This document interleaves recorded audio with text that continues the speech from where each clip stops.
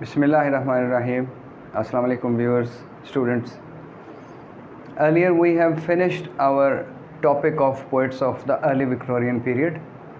Now that topic has completely finished and we are now moving to another topic, that is novel during the early Victorian period. Today's lecture encompasses the characteristics the novel and the novelists carried on during this period, and we'll start with our lecture with the characteristics of this period. At first we see that novel sees the rise, a steep rise in not only novel reading and novel writing also.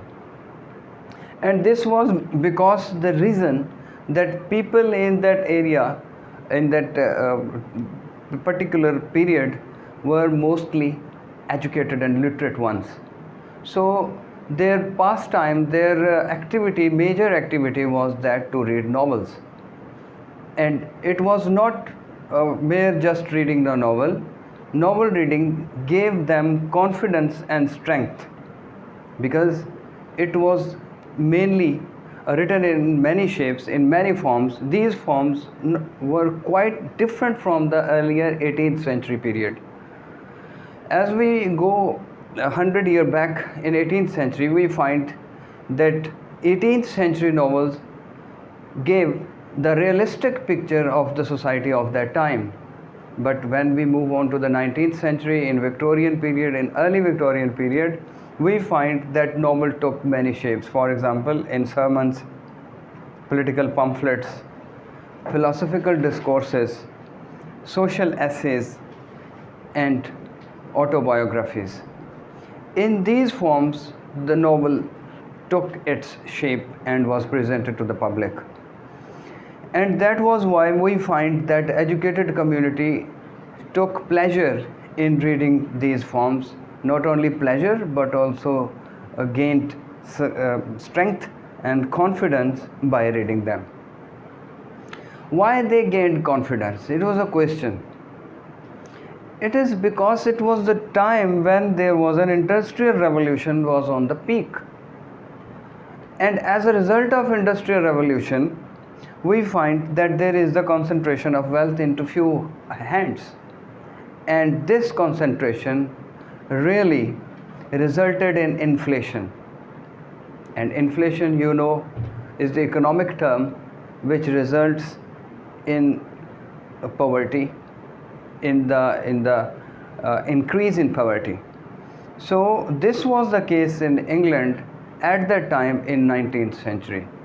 And in this we find that the people were groaning under poverty, under industrial revolution, and this so-called industrial revolution, which was termed as the progressive ones, the common man, the populace, was groaning, was reeling under this so-called progress.